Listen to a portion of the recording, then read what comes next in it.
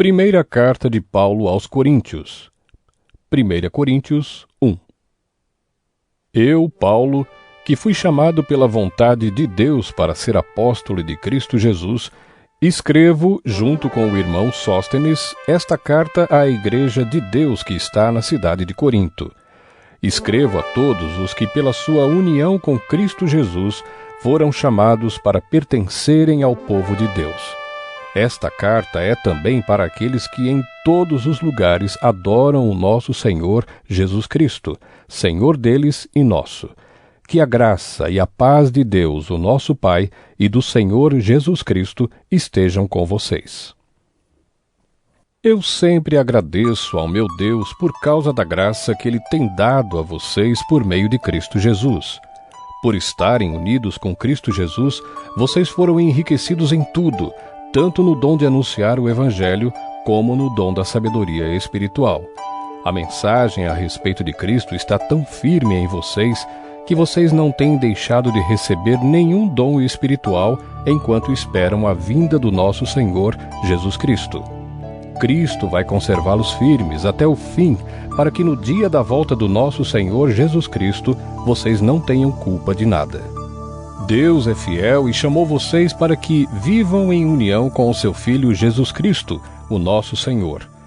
Irmãos, peço pela autoridade do nosso Senhor Jesus Cristo que vocês estejam de acordo no que dizem e que não haja divisões entre vocês. Sejam completamente unidos num só pensamento e numa só intenção. Pois, meus irmãos, algumas pessoas da família de Cloé me contaram que há brigas entre vocês. O que eu quero dizer é isto: cada um de vocês diz uma coisa diferente. Um diz, eu sou de Paulo, outro, eu sou de Apolo, outro, eu sou de Pedro, e ainda outro, eu sou de Cristo. Por acaso Cristo foi dividido em várias partes? Será que Paulo morreu crucificado em favor de vocês? Ou será que vocês foram batizados em nome de Paulo? Graças a Deus que eu não batizei nenhum de vocês, a não ser Crispo e Gaio. Assim ninguém pode dizer que vocês foram batizados em meu nome. Sim, batizei também Estéfanas e a família dele, mas não lembro de ter batizado mais ninguém. Pois Cristo não me enviou para batizar, mas para anunciar o Evangelho e anunciá-lo sem usar a linguagem da sabedoria humana, para não tirar o poder da morte de Cristo na cruz. De fato, a mensagem da morte de Cristo na cruz é loucura para os que estão se perdendo, mas para nós que estamos sendo salvos é o poder de Deus, pois as Escrituras Sagradas dizem: destruirei a sabedoria dos sábios e acabarei com o conhecimento dos instruídos. Então, o que poderão dizer os sábios e os instruídos? O que vão dizer os grandes oradores deste mundo? Deus tem mostrado que a sabedoria deste mundo é loucura, pois Deus, na sua sabedoria, não deixou que os seres humanos o conhecessem por meio da sabedoria deles. Pelo contrário, resolveu salvar aqueles que creem e fez isso por meio da mensagem que anunciamos, a qual é chamada de louca. Os judeus pedem milagres como prova, e os não-judeus procuram a sabedoria. Mas nós anunciamos o Cristo crucificado, uma mensagem que para os judeus é ofensa e para os não-judeus é loucura. Mas para aqueles que Deus tem chamado, tanto judeus como não-judeus, Cristo é o poder de Deus e a sabedoria de Deus. Pois aquilo que parece ser a loucura de Deus é mais sábio do que a sabedoria humana, e aquilo que parece ser a fraqueza de Deus é mais forte do que a força humana. Agora, meus irmãos, lembrem do que vocês eram quando Deus os chamou. Do ponto de vista humano, poucos de vocês eram sábios, ou poderosos, ou de famílias importantes. Para envergonhar os sábios, Deus escolheu aquilo que o mundo acha que é loucura. E para envergonhar os poderosos, Ele escolheu o que o mundo acha fraco. Para destruir o que o mundo pensa que é importante, Deus escolheu aquilo que o mundo despreza, acha humilde e diz que não tem valor. Isso quer dizer que ninguém pode ficar orgulhoso, pois sabe que está sendo visto por Deus. Porém, Deus uniu vocês com Cristo Jesus e fez com que Cristo seja a nossa sabedoria. e é por meio de Cristo que somos aceitos por Deus, nos tornamos o povo de Deus e somos salvos. Portanto, como as Escrituras Sagradas dizem: quem quiser se orgulhar, que se orgulhe daquilo que o Senhor faz. 1 Coríntios 2. Meus irmãos, quando fui anunciar a vocês a verdade secreta de Deus, não usei muitas palavras nem grande sabedoria, porque quando estive com vocês, resolvi esquecer tudo a não ser Jesus Cristo e principalmente a sua morte na cruz.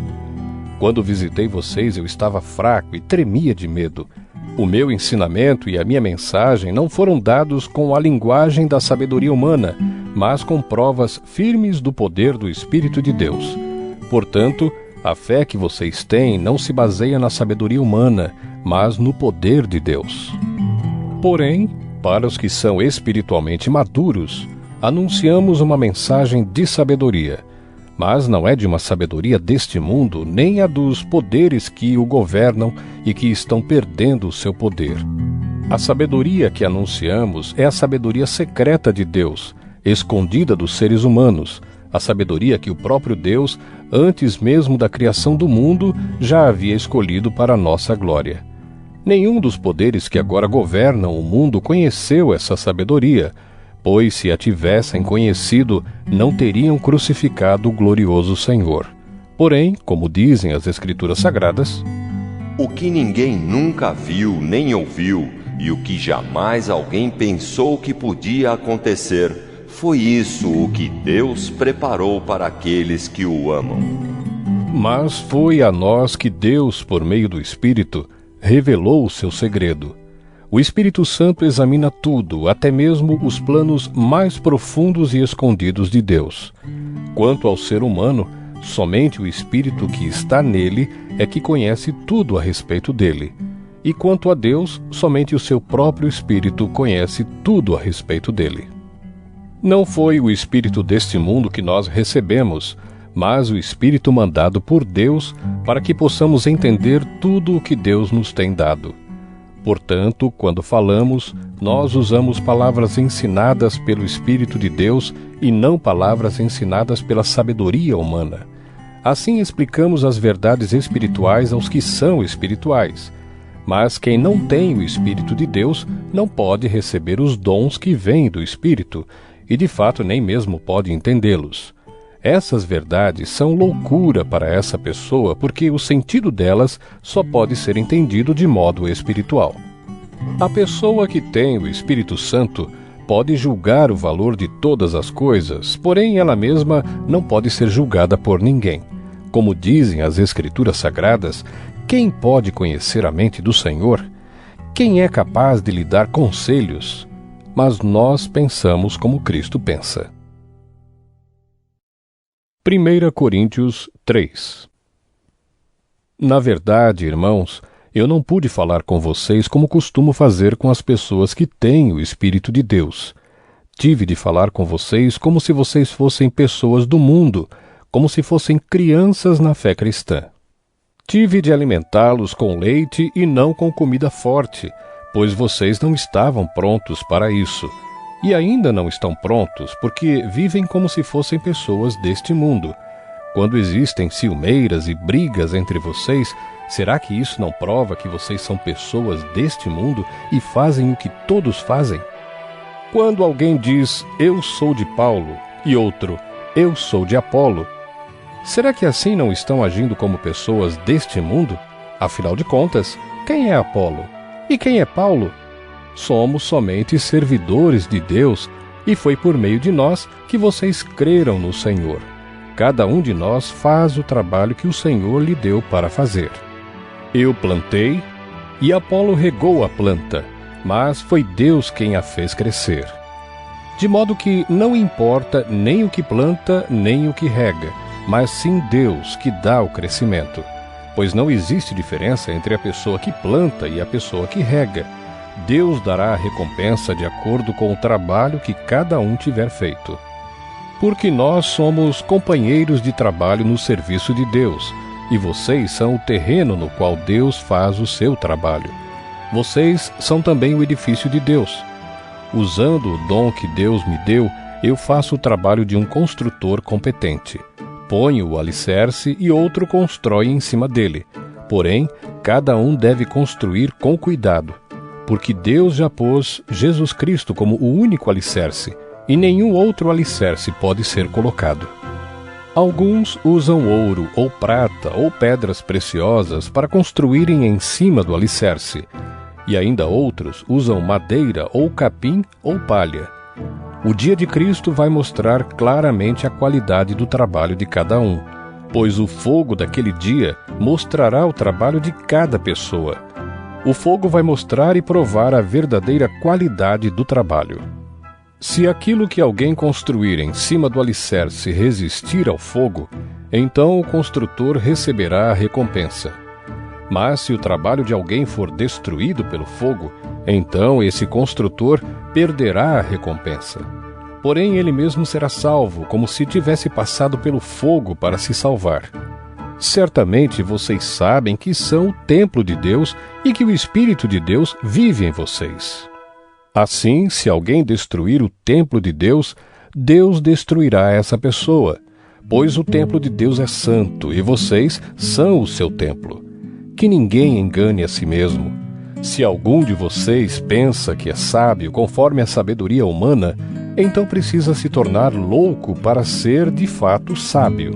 Pois aquilo que este mundo acha que é sabedoria, Deus acha que é loucura. Como dizem as Escrituras Sagradas, Deus pega os sábios nas suas espertezas. E também, o Senhor sabe que os pensamentos dos sábios não valem nada. Ninguém deve se orgulhar daquilo que as pessoas podem fazer, pois tudo é de vocês, isto é, Paulo, Apolo, Pedro, este mundo, a vida e a morte, o presente e o futuro. Tudo isso pertence a vocês, e vocês pertencem a Cristo, e Cristo pertence a Deus. 1 Coríntios 4. Vocês nos devem tratar como os servidores de Cristo, que foram encarregados de administrar a realização dos planos secretos de Deus. O que se exige de quem tem essa responsabilidade é que seja fiel ao seu Senhor. Mas para mim não tem a menor importância ser julgado por vocês ou por um tribunal humano. Eu não julgo nem a mim mesmo. A minha consciência está limpa, mas isso não prova que sou, de fato, inocente. Quem me julga é o Senhor. Portanto, não julguem ninguém antes da hora. Esperem o julgamento final quando o Senhor vier. Ele trará para a luz os segredos escondidos no escuro e mostrará as intenções que estão no coração das pessoas. Então cada um receberá de Deus os elogios que merece. Meus irmãos, é para instruir vocês que eu tenho aplicado essas lições a mim mesmo e a Apolo. Usei nós dois como um exemplo, para que vocês aprendam o que quer dizer o ditado, obedeça ao que está escrito. Ninguém deve se orgulhar de uma pessoa e desprezar outra. Quem é que fez você superior aos outros? Por acaso não foi Deus quem lhe deu tudo o que você tem? Então, por que é que você fica todo orgulhoso como se o que você tem não fosse dado por Deus? Pelo que parece, vocês já têm tudo o que precisam, já são ricos. Vocês já se tornaram reis e nós não. Que bom se vocês fossem reis de verdade, para que nós pudéssemos reinar junto com vocês. Porque me parece que Deus pôs a nós, os apóstolos, no último lugar. Somos como as pessoas condenadas a morrer em público, como espetáculo para o mundo inteiro, tanto para os anjos como para os seres humanos. Por causa de Cristo nós somos loucos, mas vocês são sábios por estarem unidos com Ele. Nós somos fracos e vocês são fortes. Vocês são respeitados e nós somos desprezados. Até agora temos passado fome e sede. Temos nos vestido com trapos, temos recebido bofetadas e não temos lugar certo para morar. Temos nos cansado de trabalhar para nos sustentar. Quando somos amaldiçoados, nós abençoamos. Quando somos perseguidos, aguentamos com paciência. Quando somos insultados, respondemos com palavras delicadas. Somos considerados como lixo, e até agora somos tratados como a imundície deste mundo. Não estou escrevendo essas coisas para envergonhar vocês, mas para ensiná-los como se vocês fossem meus próprios filhos queridos. Mesmo que vocês tivessem milhares de mestres na fé cristã, não poderiam ter mais de um pai. Pois quando levei a vocês o Evangelho, eu me tornei o pai de vocês na vida que vivem em união com Cristo Jesus. Portanto, eu peço que sigam o meu exemplo. Por isso, estou enviando para vocês Timóteo, que é meu querido e fiel filho no Senhor. Ele vai ajudá-los a lembrarem dos caminhos que sigo na nova vida que tenho em união com Cristo Jesus, caminhos esses que ensino em todas as igrejas. Alguns de vocês ficaram orgulhosos, certos de que eu não iria visitá-los. Porém, se o Senhor quiser, eu vou visitá-los logo. Então vou saber o que esses orgulhosos são capazes de fazer e não somente o que eles são capazes de dizer. Pois o reino de Deus não é coisa de palavras, mas de poder. O que é que vocês preferem? Que eu vá até vocês com um chicote ou com o coração cheio de amor e bondade? 1 Coríntios 5. Agora estão dizendo que há entre vocês uma imoralidade sexual tão grande que nem mesmo os pagãos seriam capazes de praticar. Fiquei sabendo que certo homem está tendo relações com a própria madrasta. Como é que vocês podem estar tão orgulhosos? Pelo contrário, vocês deviam ficar muito tristes e expulsar do meio de vocês quem está fazendo uma coisa dessas. Quanto a mim, ainda que não esteja presente aí pessoalmente, estou com vocês em espírito, e agindo como se eu estivesse aí, já julguei, pela autoridade do nosso Senhor Jesus, o homem que está fazendo essa coisa horrível. Quando vocês se reunirem, estarei com vocês em espírito. Então, pelo poder do nosso Senhor Jesus, que estará presente conosco, entreguem esse homem a Satanás, para que o seu corpo seja destruído, mas o seu espírito seja salvo no dia do Senhor. Não está certo que vocês estejam orgulhosos. Vocês conhecem aquele ditado, um pouco de fermento fermenta toda a massa. Joguem fora o velho fermento do pecado para ficarem completamente puros. Aí vocês serão como massa nova e sem fermento, como vocês de fato já são. Porque a nossa festa da Páscoa está pronta, agora que Cristo, nosso Cordeiro da Páscoa, já foi oferecido em sacrifício. Então vamos comemorar a nossa Páscoa, não com o pão que leva fermento, o fermento velho do pecado e da imoralidade, mas com o pão sem fermento, o pão da pureza e da verdade. Na outra carta que escrevi a vocês, eu recomendei que vocês não tivessem nada a ver com gente imoral. Eu não quis dizer que neste mundo vocês devem ficar separados dos pagãos que são imorais, avarentos, ladrões ou que adoram ídolos, pois para evitar essas pessoas vocês teriam de sair deste mundo. O que eu digo é que vocês não devem ter nada a ver com ninguém que se diz irmão na fé, mas é imoral, ou avarento, ou adora ídolos, ou é bêbado, ou difamador, ou ladrão. Com gente assim vocês não devem nem comer uma refeição. Afinal de contas, eu não tenho o direito de julgar os que não são cristãos. Deus os julgará. Mas será que vocês não devem julgar os seus irmãos na fé? Como dizem as Escrituras Sagradas, expulsem do meio de vocês esse homem imoral. 1 Coríntios 6. Quando algum de vocês tem uma queixa contra um irmão na fé, como se atreve a pedir justiça a juízes pagãos, em vez de pedir ao povo de Deus que resolva o caso? Será que vocês não sabem que o povo de Deus julgará o mundo? Então, se vocês vão julgar o mundo, será que não são capazes de julgar essas coisas pequenas?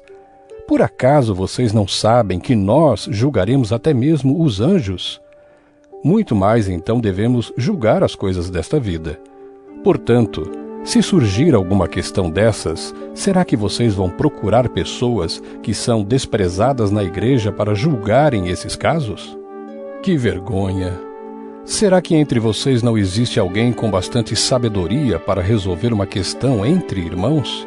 É claro que existe. Mas o que acontece é que um irmão em Cristo leva ao tribunal a sua queixa contra outro irmão e deixa que juízes pagãos julguem o caso. Só o fato de existirem questões entre vocês já mostra que vocês estão falhando completamente. Não seria melhor aguentar a injustiça? Não seria melhor ficar com o prejuízo? Pelo contrário, vocês cometem injustiça e roubam e fazem isso tudo contra os seus próprios irmãos. Vocês sabem que os maus não terão parte no reino de Deus. Não se enganem, pois os imorais, os que adoram ídolos, os adúlteros, os homossexuais, os ladrões, os avarentos, os bêbados, os caluniadores e os assaltantes não terão parte no reino de Deus. Alguns de vocês eram assim, mas foram lavados do pecado, separados para pertencer a Deus e aceitos por Ele por meio do Senhor Jesus Cristo e pelo Espírito do nosso Deus. Alguém vai dizer: eu posso fazer tudo o que quero. Pode sim, mas nem tudo é bom para você. Eu poderia dizer: posso fazer qualquer coisa, mas não vou deixar que nada me escravize. Outro vai dizer: o alimento existe para o estômago e o estômago existe para o alimento. Sim, mas Deus acabará com os dois. O nosso corpo não existe para praticar a imoralidade, mas para servir o Senhor, e o Senhor cuida do nosso corpo. Pelo seu poder, Deus ressuscitou o Senhor e também nos ressuscitará a nós. Será que vocês não sabem que o corpo de vocês faz parte do corpo de Cristo? Será que eu vou pegar uma parte do corpo de Cristo e fazer com que ela seja parte do corpo de uma prostituta? É claro que não. Ou será que vocês não sabem que o homem que se une com uma prostituta se torna uma só pessoa com ela? As Escrituras Sagradas afirmam: os dois se tornam uma só pessoa. Porém, quem se une com o Senhor se torna espiritualmente uma só pessoa com Ele. Fujam da imoralidade sexual. Qualquer outro pecado que alguém comete não afeta o corpo, mas a pessoa que comete imoralidade sexual peca contra o seu próprio corpo. Será que vocês não sabem que o corpo de vocês é o templo do Espírito Santo que vive em vocês e lhes foi dado por Deus? Vocês não pertencem a vocês mesmos, mas a Deus, pois Ele os comprou e pagou o preço. Portanto, usem o seu corpo para a glória dele. 1 Coríntios 7. Agora vou tratar dos assuntos a respeito dos quais vocês me escreveram. Vocês dizem que o homem faz bem em não casar. Mas eu digo, já que existe tanta imoralidade sexual, cada homem deve ter a sua própria esposa e cada mulher o seu próprio marido. O homem deve cumprir o seu dever como marido e a mulher também deve cumprir o seu dever como esposa. A esposa não manda no seu próprio corpo, quem manda é o seu marido. Assim também o marido não manda no seu próprio corpo, quem manda é a sua esposa. Que os dois não se neguem um ao outro a não ser que concordem em não ter relações por algum tempo a fim de se dedicar à oração. Mas depois devem voltar a ter relações a fim de não caírem nas tentações de Satanás por não poderem se dominar. Não digo isso como uma ordem, mas como uma sugestão. Realmente eu gostaria que todos fossem como eu. Porém, cada um tem o dom que Deus lhe deu. Um tem este dom e outro aquele. Aos solteiros e às viúvas eu digo que seria melhor para eles ficarem sem casar, como eu. Mas se vocês não podem dominar o desejo sexual, então casem, pois é melhor casar do que ficar queimando de desejo. Para os que já estão casados, tenho um mandamento que não é meu, mas do Senhor, que a mulher não se separe do seu marido. Porém, se ela se separar, que não case de novo, ou então que faça as pazes com o marido, e que o homem não se divorcie da sua esposa. Aos outros digo eu mesmo, e não o Senhor. Se um homem cristão é casado com uma mulher que não é cristã, e ela concorda em continuar vivendo com ele, que ele não se divorcie dela. E se uma mulher cristã é casada com um homem que não é cristão, e ele concorda em continuar vivendo com ela, que ela não se divorcie dele. Pois Deus aceita o homem que não é cristão por ele estar unido com a sua esposa cristã. e aceita a mulher que não é cristã por ela estar unida com o seu marido cristão. Se não fosse assim, os filhos deles não pertenceriam a Deus, mas, sendo assim, eles pertencem. Porém, se o marido não cristão ou a esposa não cristã quiser o divórcio, então que se divorcie. Nesses casos, o marido cristão ou a esposa cristã está livre para fazer como quiser, pois Deus chamou vocês para viverem em paz. Esposa cristã, como é que você pode ter a certeza de que não vai salvar o seu marido? E você, marido cristão, como é que você pode ter a certeza de que não vai salvar a sua esposa? Cada um deve continuar vivendo de acordo com o dom que o Senhor lhe deu e na condição em que se encontrava quando Deus o chamou. É essa a regra que eu ensino em todas as igrejas.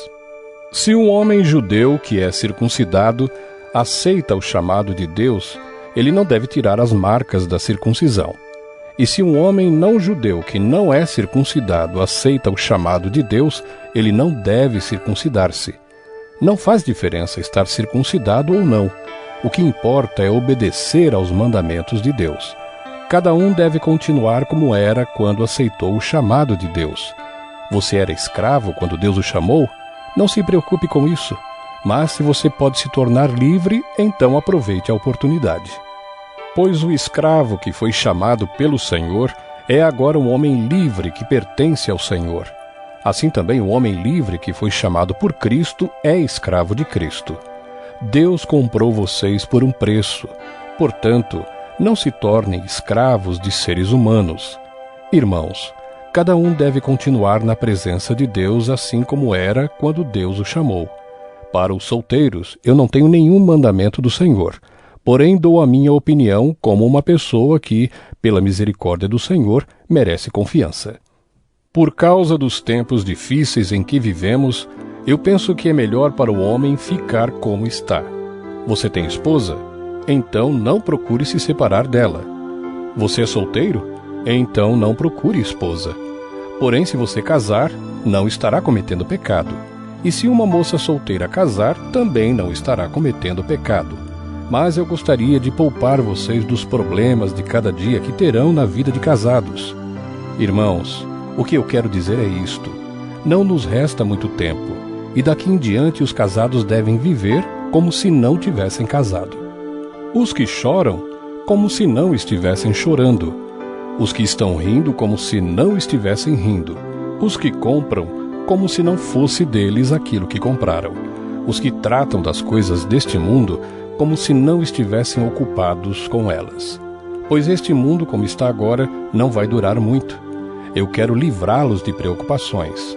O solteiro se interessa pelas coisas do Senhor porque quer agradá-lo. Mas o homem casado se interessa pelas coisas deste mundo porque quer agradar a sua esposa. E por isso é puxado para duas direções diferentes. Quanto às mulheres, tanto as viúvas quanto as solteiras, elas estão interessadas nas coisas do Senhor porque querem se dedicar de corpo e alma a Ele. Mas a mulher casada se interessa pelas coisas deste mundo porque quer agradar o marido.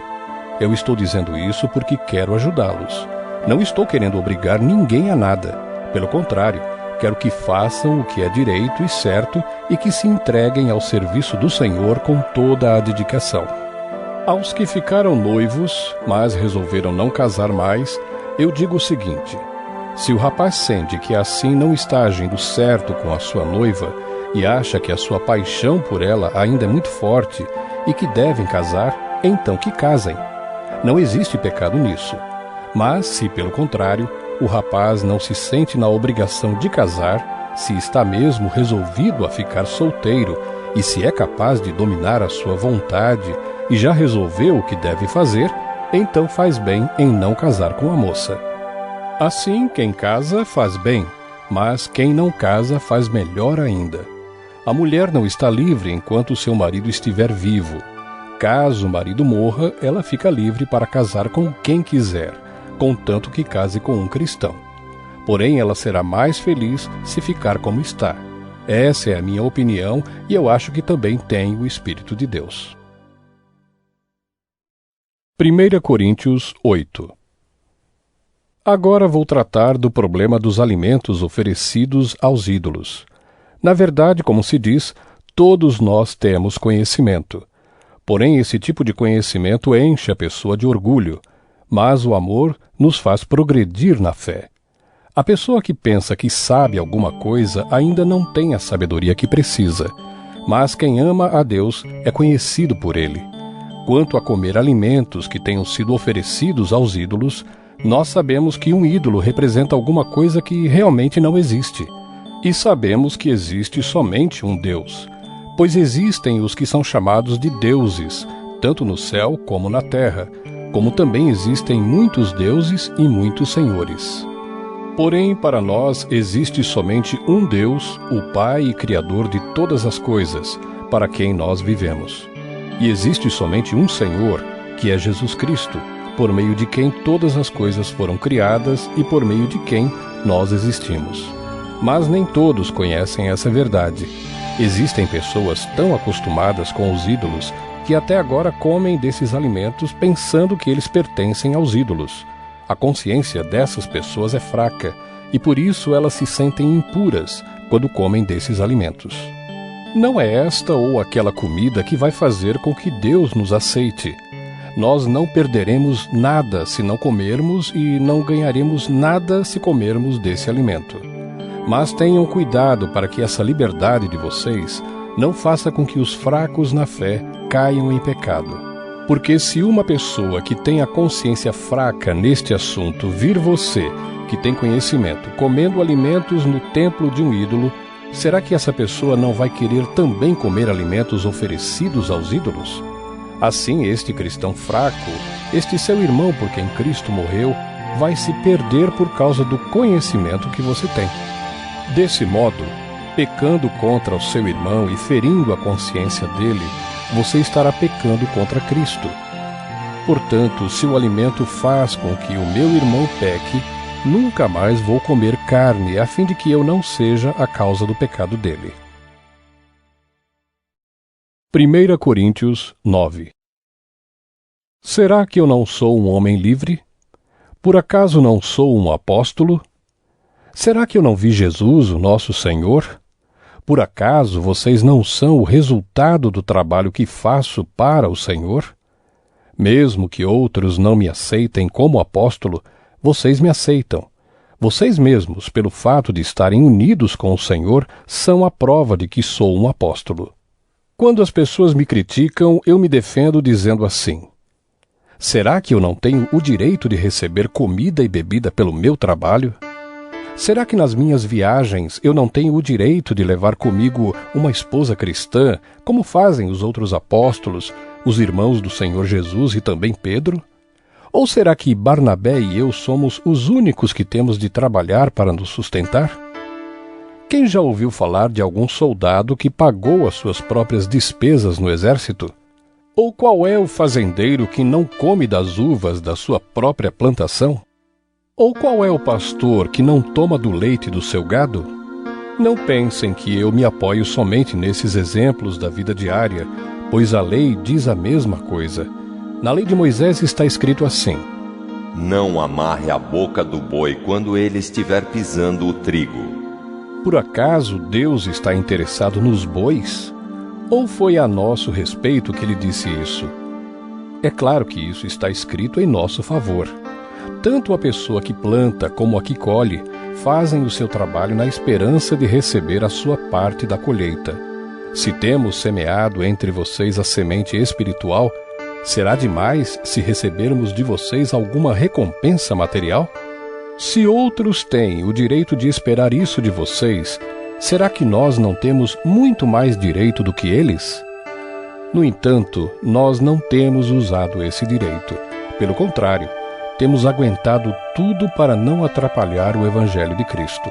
Certamente vocês sabem que os que trabalham no templo é do templo que recebem os seus alimentos. E sabem também que os que oferecem sacrifícios no altar recebem uma parte da carne dos animais que são sacrificados ali. Assim, o Senhor mandou também que aqueles que anunciam o Evangelho vivam do trabalho de anunciar o Evangelho.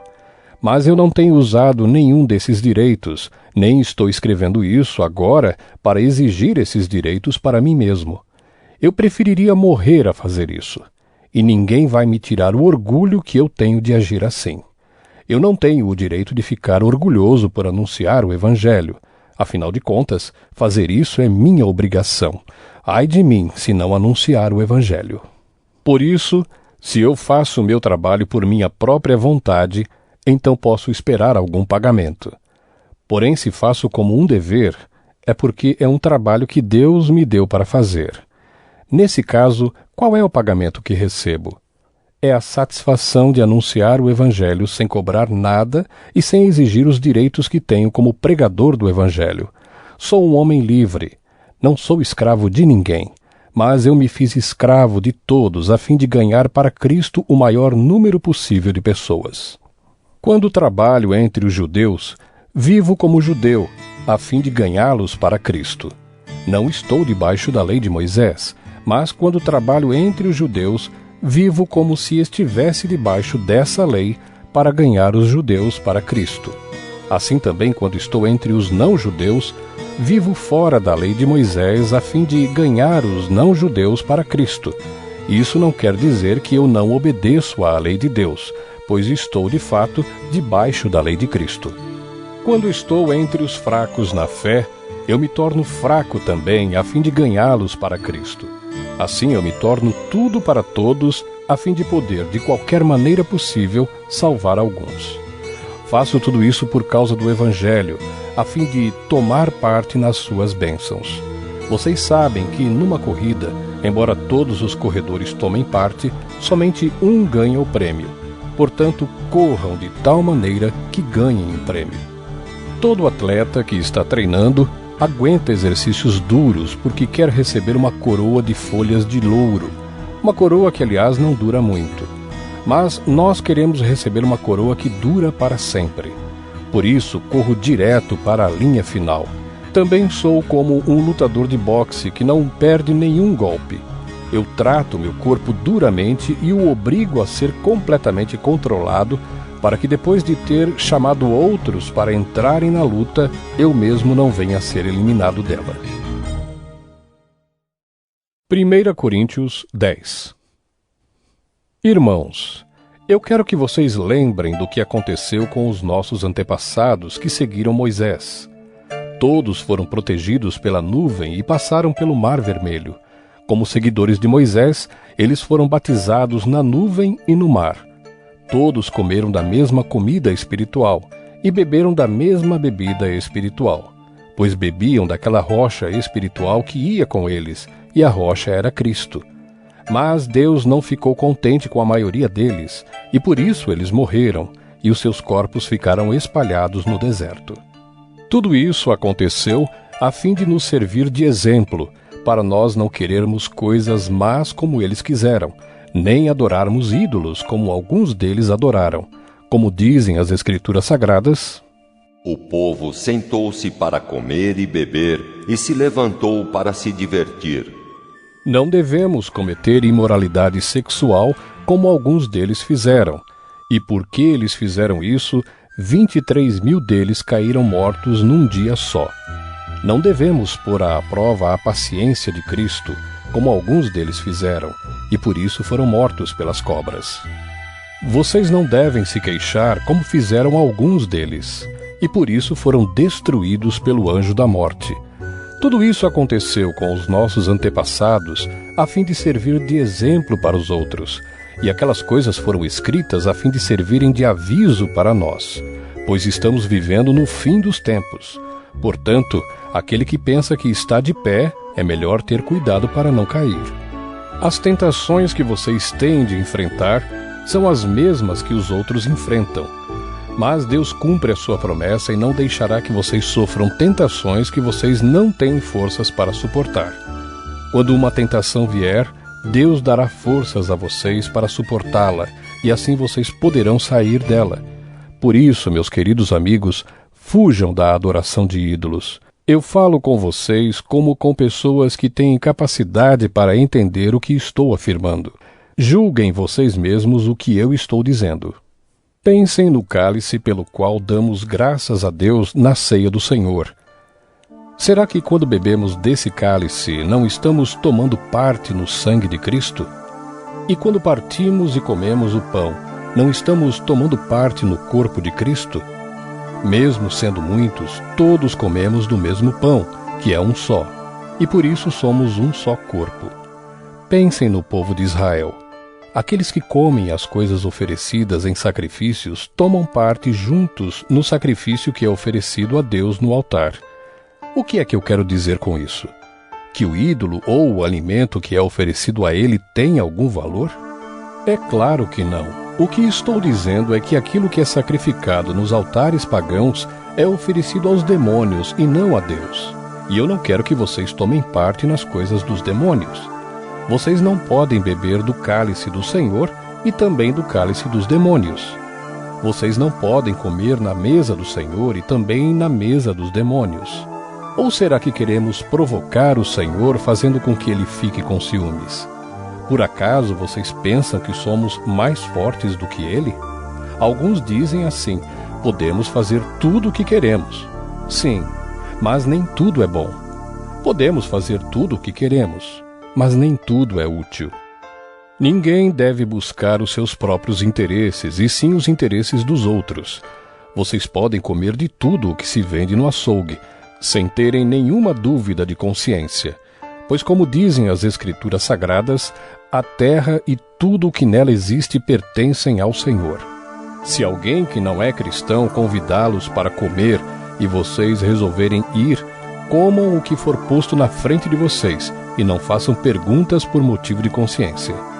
Mas se alguém disser a vocês, esta comida foi oferecida aos ídolos, neste caso não comam, por causa daquele que disse isso e também por motivo de consciência. Não estou falando da sua própria consciência, mas da consciência do outro. Mas alguém pode perguntar: por que é que a minha liberdade deve ser diminuída pela consciência dos outros? Se eu agradeço a Deus o alimento que como, por que é que sou criticado se já o agradeci a Deus?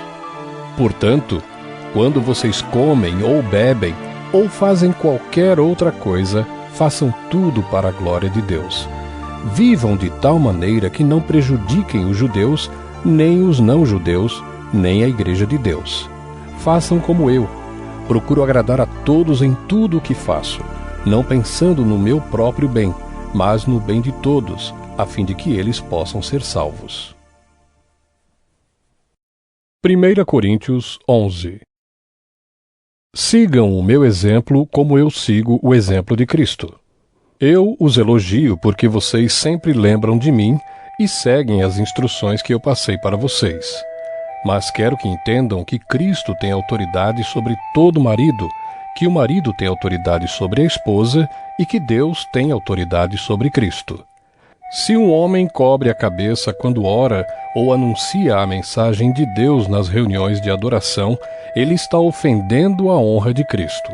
E se uma mulher não cobre a cabeça quando ora ou anuncia a mensagem de Deus nas reuniões de adoração, ela está ofendendo a honra do seu marido. Nesse caso, não há nenhuma diferença entre ela e a mulher que tem a cabeça rapada. Se a mulher não cobre a cabeça, então é melhor que ela corte o cabelo de uma vez. Já que é vergonhoso para a mulher rapar a cabeça ou cortar o cabelo, então ela deve cobrir a cabeça.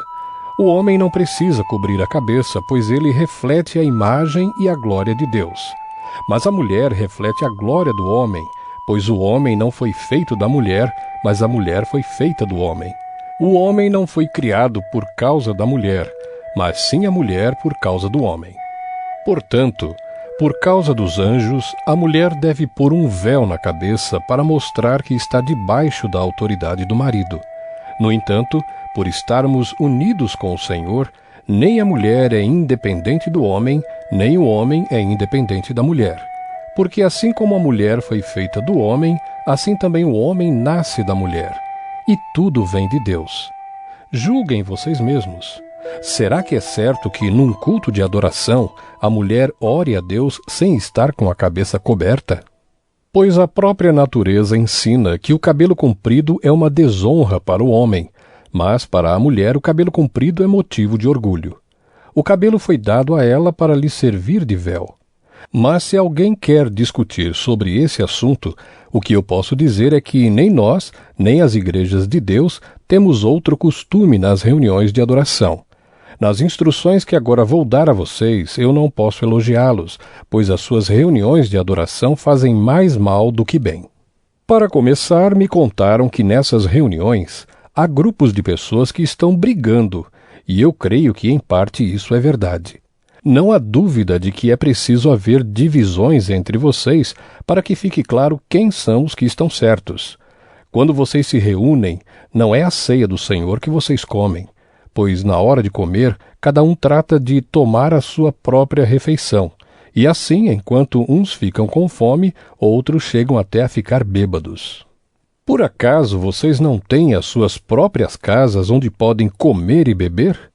Ou será que preferem desprezar a igreja de Deus e envergonhar os que são pobres? O que é que vocês esperam que eu lhes diga? Querem que os elogie?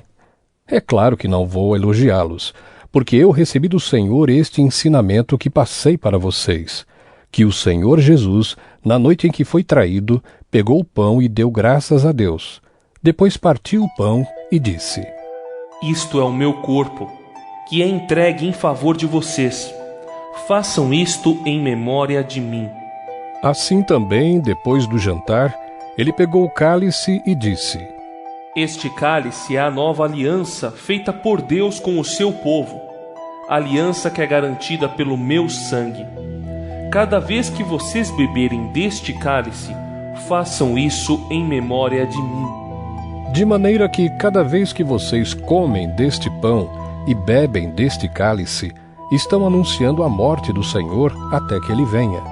Por isso, aquele que comer do pão do Senhor ou beber do seu cálice, de modo que ofenda a honra do Senhor, estará pecando contra o corpo e o sangue do Senhor.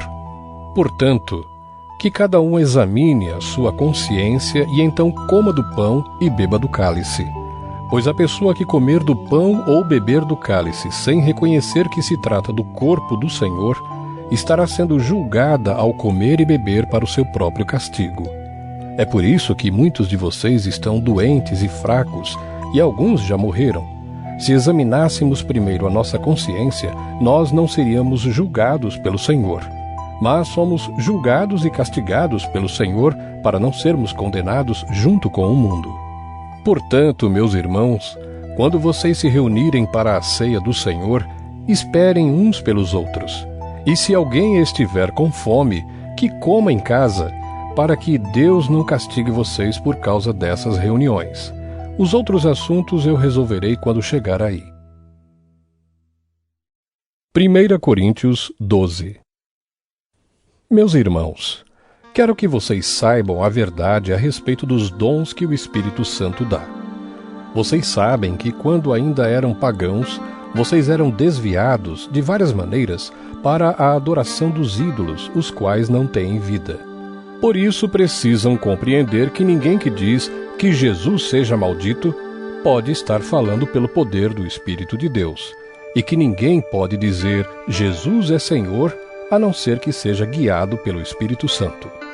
Existem tipos diferentes de dons espirituais, mas é um só e o mesmo Espírito quem dá esses dons.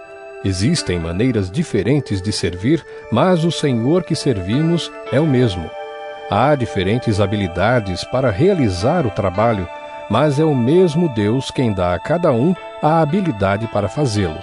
Para o bem de todos, Deus dá a cada um alguma prova da presença do Espírito Santo. Para uma pessoa, o Espírito dá a mensagem de sabedoria, e para outra, o mesmo Espírito dá a mensagem de conhecimento. Para uma pessoa, o mesmo Espírito dá fé, e para outra dá o poder de curar. Uma pessoa recebe do Espírito poder para fazer milagres, e outra recebe o dom de anunciar a mensagem de Deus. Ainda outra pessoa recebe a capacidade para saber a diferença entre os dons que vêm do Espírito e os que não vêm dele. Para uma pessoa, o Espírito dá a capacidade de falar em línguas estranhas, e para outra, ele dá a capacidade de interpretar o que essas línguas querem dizer. Porém, é um só e o mesmo Espírito quem faz tudo isso. Ele dá um dom diferente para cada pessoa conforme ele quer. Cristo é como um corpo, o qual tem muitas partes. E todas as partes, mesmo sendo muitas, formam um só corpo. Assim também todos nós, judeus e não judeus, escravos e livres, fomos batizados pelo mesmo Espírito para formar um só corpo. E a todos nós foi dado de beber do mesmo Espírito, pois o corpo não é feito de uma só parte, mas de muitas. Se o pé disser, já que não sou mão, não sou do corpo, nem por isso deixa de ser do corpo. Se o ouvido disser, já que não sou olho, não sou do corpo, nem por isso deixa de ser do corpo. Se o corpo todo fosse olho, como poderíamos ouvir? E se o corpo todo fosse ouvido, como poderíamos cheirar? Assim Deus colocou cada parte diferente do corpo conforme ele quis. Se o corpo todo fosse uma parte só, não existiria corpo. De fato existem muitas partes, mas um só corpo. Portanto, o olho não pode dizer para a mão, eu não preciso de você. E a cabeça não pode dizer para os pés, não preciso de vocês. O fato é que as partes do corpo que parecem ser as mais fracas são as mais necessárias, e aquelas que achamos menos honrosas são as que tratamos com mais honra. E as partes que parecem ser feias recebem um cuidado especial, que as outras mais bonitas não precisam. Foi assim que Deus fez o corpo, dando mais honra às partes menos honrosas. Desse modo, não existe divisão no corpo, mas todas as suas partes têm o mesmo interesse umas pelas outras. Se uma parte do corpo sofre, todas as outras sofrem com ela. Se uma é elogiada, todas as outras se alegram com ela. Pois bem, vocês são o corpo de Cristo, e cada um é uma parte desse corpo. Na igreja, Deus pôs tudo no lugar certo. Em primeiro lugar, os apóstolos. Em segundo, os profetas. E em terceiro, os mestres. Em seguida pôs os que fazem milagres. Depois, os que têm o dom de curar, ou de ajudar, ou de liderar, ou de falar em línguas estranhas. Nem todos são apóstolos, ou profetas, ou mestres. Nem todos têm o dom de fazer milagres, nem de curar doenças, nem de falar em línguas estranhas, nem de explicar o que essas línguas querem dizer. Por isso, se esforcem para ter os melhores dons. Porém, eu vou mostrar a vocês o caminho que é o melhor de todos. 1 Coríntios 13. Eu poderia falar todas as línguas que são faladas na terra e até no céu, mas se não tivesse amor, as minhas palavras seriam como o som de um gongo ou como o barulho de um sino. Poderia ter o dom de anunciar mensagens de Deus, ter todo o conhecimento, entender todos os segredos e ter tanta fé que até poderia tirar as montanhas do seu lugar. Mas se não tivesse amor, eu não seria nada. Poderia dar tudo o que tenho e até mesmo entregar o meu corpo para ser queimado.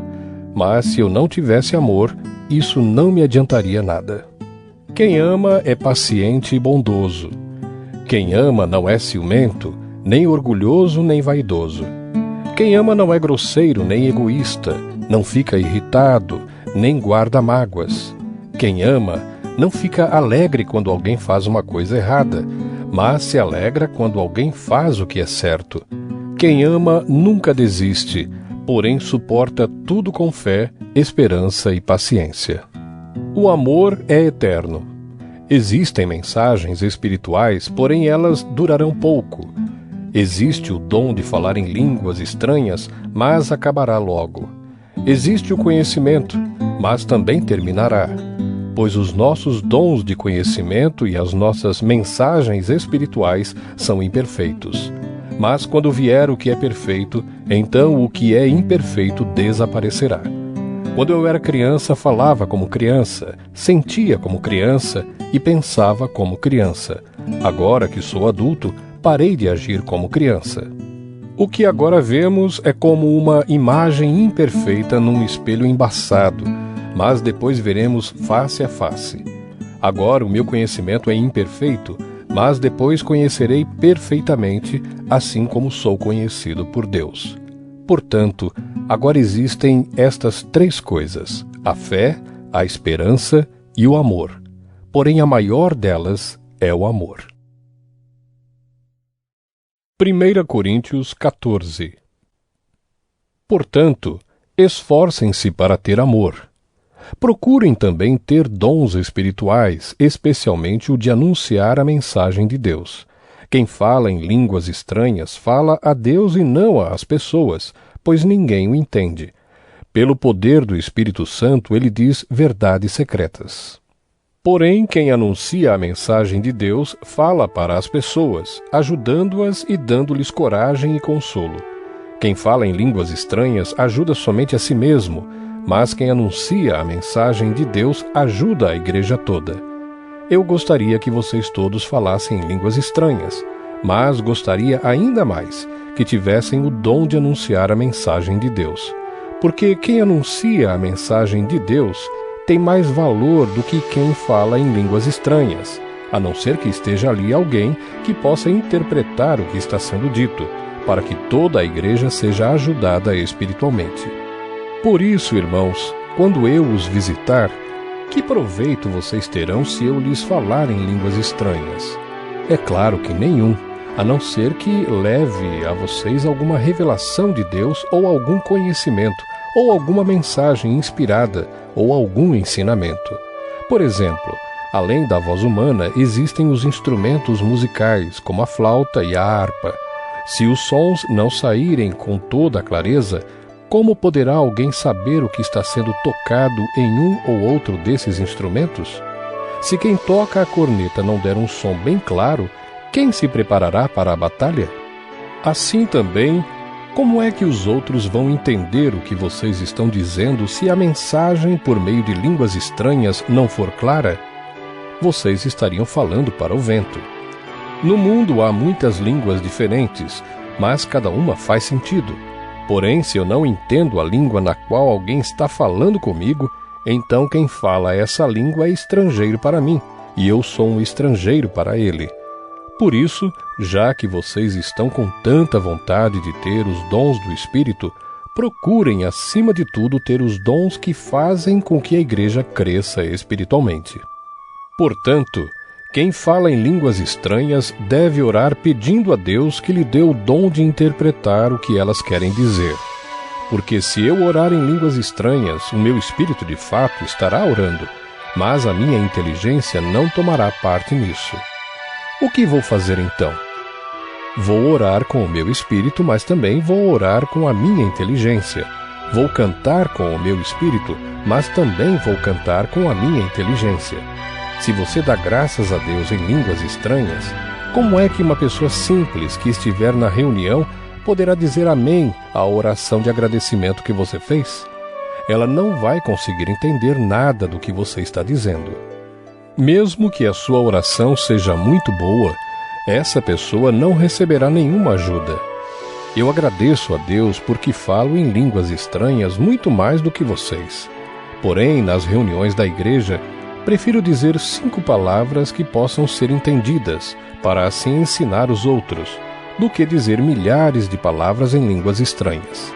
Irmãos, não pensem como crianças. Sejam como crianças para o que é mal, mas sejam adultos no seu modo de pensar. Nas Escrituras Sagradas está escrito: por meio de pessoas que falam em línguas estranhas, eu falarei a este povo, diz o Senhor. Falarei por meio de lábios estrangeiros, mas assim mesmo o meu povo não me dará atenção. Portanto, o dom de falar em línguas estranhas é um sinal de Deus para os descrentes e não para os cristãos. Mas o dom de anunciar a mensagem de Deus é um sinal para os cristãos e não para os descrentes.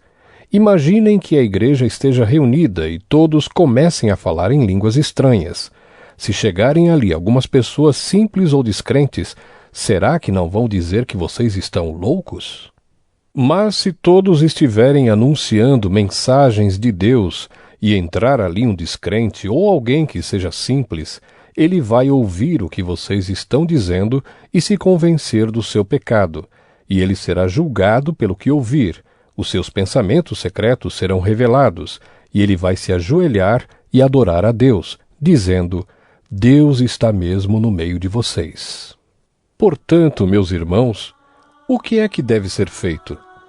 Quando vocês se reúnem na igreja, um irmão tem um hino para cantar, outro alguma coisa para ensinar, outro uma revelação de Deus, outro uma mensagem em línguas estranhas, e ainda outro a interpretação dessa mensagem. Que tudo seja feito para o crescimento espiritual da igreja. Se algum de vocês falar em línguas estranhas, então que apenas 2 ou 3 falem, um depois do outro, e que alguém interprete o que está sendo dito. Mas, se não houver ninguém que possa interpretar, então fiquem calados e falem somente consigo mesmos e com Deus. No caso de 2 ou 3 receberem a mensagem de Deus, estes devem falar e os outros que pensem bem no que eles estão dizendo. Se uma outra pessoa que estiver ali sentada receber a mensagem de Deus, quem estiver falando deve se calar. Vocês todos podem anunciar a mensagem de Deus, um de cada vez, para que todos aprendam e fiquem animados. Quem fala deve controlar o dom de anunciar a mensagem de Deus, pois Deus não quer que nós vivamos em desordem e sim em paz. Como em todas as igrejas do povo de Deus, as mulheres devem ficar caladas nas reuniões de adoração. Elas não têm permissão para falar. Como diz a lei, elas não devem ter cargos de direção. Se quiserem saber alguma coisa, que perguntem em casa ao marido. É vergonhoso que uma mulher fale nas reuniões da igreja. Por acaso a mensagem de Deus veio de vocês? Ou será que veio somente para vocês? Se alguém pensa que é mensageiro de Deus ou que tem algum dom espiritual, deve saber que o que estou escrevendo é mandamento do Senhor. Mas se alguém não der atenção a isso, que ninguém dê atenção a essa pessoa. Assim, meus irmãos, procurem sempre anunciar a mensagem de Deus, mas não proíbam que se falem em línguas estranhas. Portanto, façam tudo com decência e ordem. 1 Coríntios 15. Agora, irmãos, quero que lembrem do evangelho que eu anunciei a vocês, o qual vocês aceitaram e no qual continuam firmes. A mensagem que anunciei a vocês é o evangelho, por meio do qual vocês são salvos, se continuarem firmes nele, a não ser que não tenha adiantado nada vocês crerem nele. Eu passei para vocês o ensinamento que recebi e que é da mais alta importância. Cristo morreu pelos nossos pecados, como está escrito nas Escrituras Sagradas. Ele foi sepultado e no 3º dia foi ressuscitado, como está escrito nas Escrituras. E apareceu a Pedro e depois aos 12 apóstolos. Depois apareceu de uma só vez a mais de 500 seguidores, dos quais a maior parte ainda vive, mas alguns já morreram. Em seguida apareceu a Tiago e mais tarde a todos os apóstolos. Por último, depois de todos, ele apareceu também a mim, como para alguém nascido fora de tempo. De fato, eu sou o menos importante dos apóstolos, e até nem mereço ser chamado de apóstolo, pois persegui a igreja de Deus. Mas, pela graça de Deus, sou o que sou, e a graça que ele me deu não ficou sem resultados. Pelo contrário, eu tenho trabalhado muito mais do que todos os outros apóstolos. No entanto, não sou eu quem tem feito isso, e sim a graça de Deus que está comigo. Assim, não importa se a mensagem foi entregue por mim ou se foi entregue por eles. O importante é que foi isso que todos nós anunciamos, e foi nisso que vocês creram. Se a nossa mensagem é que Cristo foi ressuscitado, como é que alguns de vocês dizem que os mortos não vão ressuscitar? Se não existe a ressurreição de mortos, então quer dizer que Cristo não foi ressuscitado. E se Cristo não foi ressuscitado, nós não temos nada para anunciar e vocês não têm nada para crer. E mais ainda, nesse caso estaríamos mentindo contra Deus, porque afirmamos que ele ressuscitou Cristo. Mas se é verdade que os mortos não são ressuscitados, então Deus não ressuscitou Cristo. Porque se os mortos não são ressuscitados, Cristo também não foi ressuscitado. E se Cristo não foi ressuscitado, a fé que vocês têm é uma ilusão, e vocês continuam perdidos nos seus pecados. Se Cristo não ressuscitou, os que morreram crendo nele estão perdidos. Se a nossa esperança em Cristo só vale para esta vida, nós somos as pessoas mais infelizes deste mundo. Mas a verdade é que Cristo foi ressuscitado, e isso é a garantia de que os que estão mortos também serão ressuscitados. Porque assim como por meio de um homem veio a morte, assim também por meio de um homem veio a ressurreição.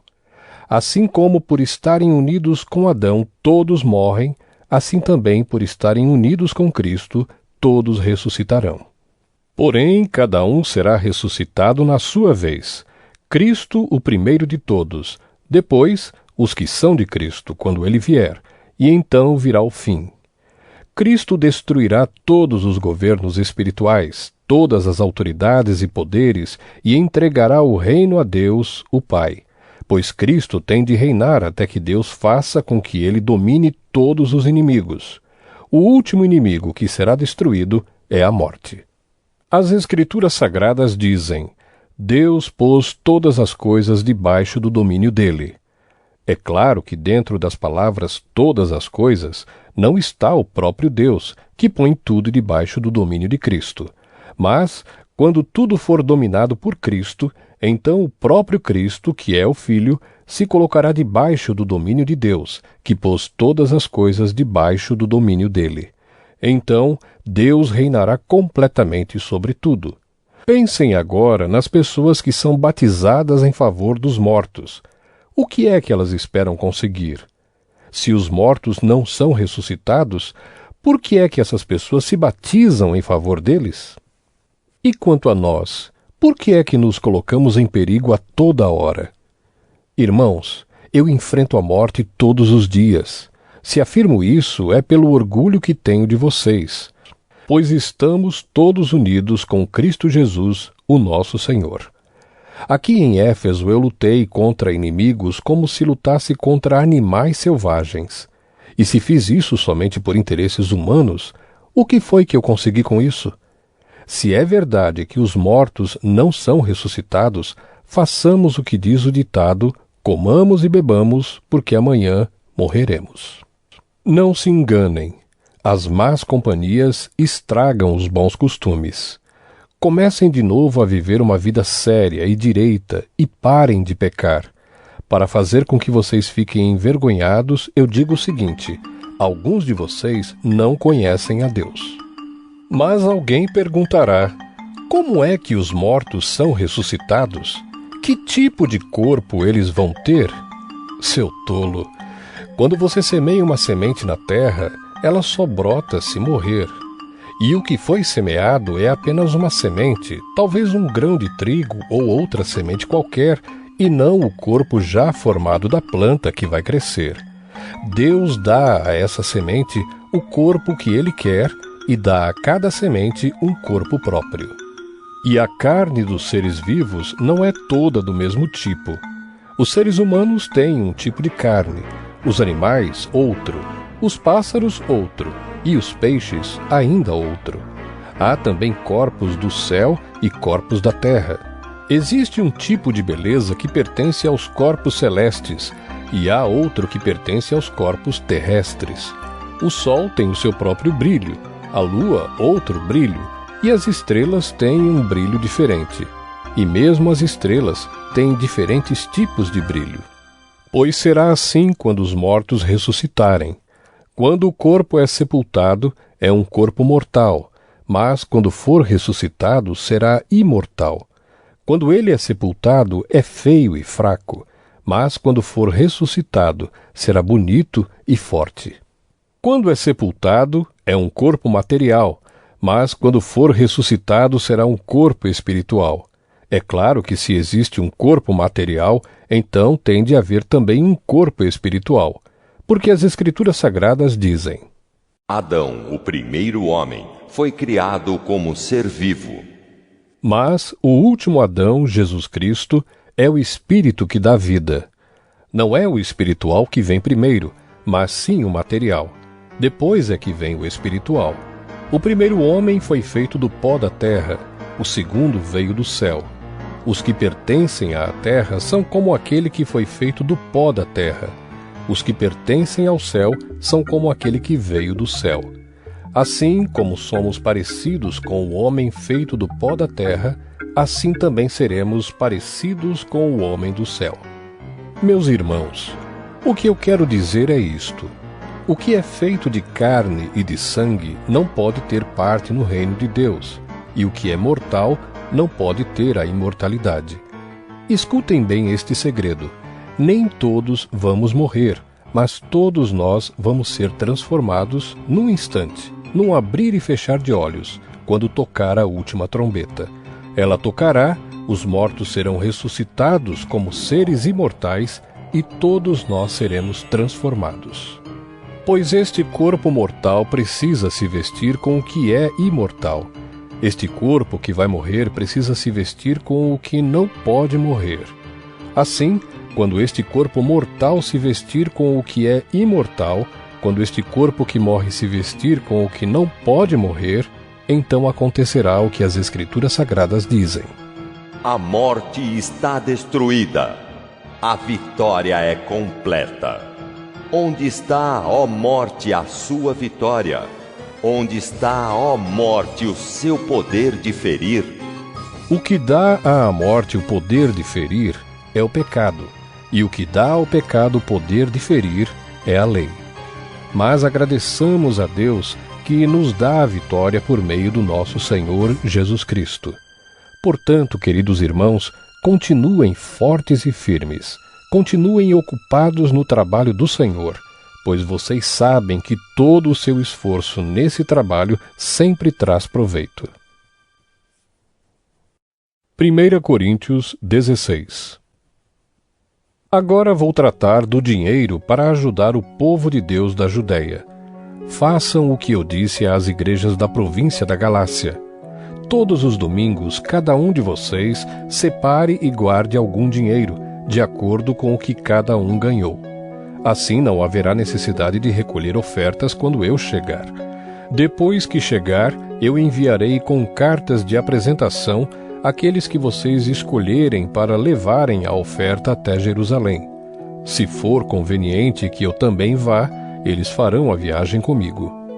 Eu visitarei vocês depois que tiver passado pela província da Macedônia, pois vou passar por lá. Pode ser que eu fique algum tempo com vocês, talvez todo o inverno, e assim vocês poderão me ajudar a continuar a minha viagem para onde quer que eu for. Pois eu não quero ver vocês apenas de passagem. Se o Senhor permitir, espero ficar bastante tempo com vocês. Resolvi ficar aqui em Éfeso até o dia de Pentecostes, pois encontrei aqui ótimas oportunidades para um grande e proveitoso trabalho, embora muita gente esteja contra mim. Se Timóteo chegar aí, façam tudo para que ele se sinta bem entre vocês, pois assim como eu, ele também está trabalhando para o Senhor. Não deixem que ninguém o despreze. Pelo contrário, vocês devem ajudá-lo a continuar a sua viagem em paz, a fim de que ele volte para cá, pois estou esperando que ele volte junto com os outros irmãos. Quanto ao irmão Apolo, tenho recomendado muitas vezes que vá visitar vocês com os outros irmãos, mas ele acha que não deve ir agora. Ele irá na primeira oportunidade. Estejam alertas, fiquem firmes na fé, sejam corajosos, sejam fortes. Que tudo o que vocês fizerem seja feito com amor. Vocês conhecem Estéfanas e a família dele? Vocês sabem que eles foram os primeiros cristãos convertidos na província da Acaia e que eles têm se dedicado ao serviço do povo de Deus. Peço a vocês, meus irmãos, que sigam a orientação deles e dos outros que os ajudam e trabalham com eles. Eu estou alegre com a vinda de Estéfanas, de Fortunato e de Acaico, pois eles fizeram o que vocês, por estarem ausentes, não podiam fazer.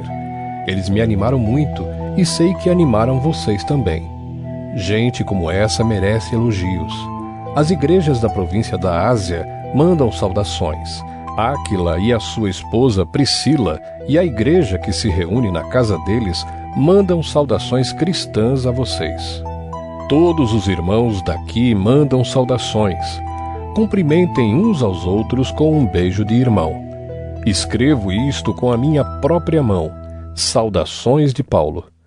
Quem não ama o Senhor, que seja amaldiçoado. Maranata. Vem, nosso Senhor.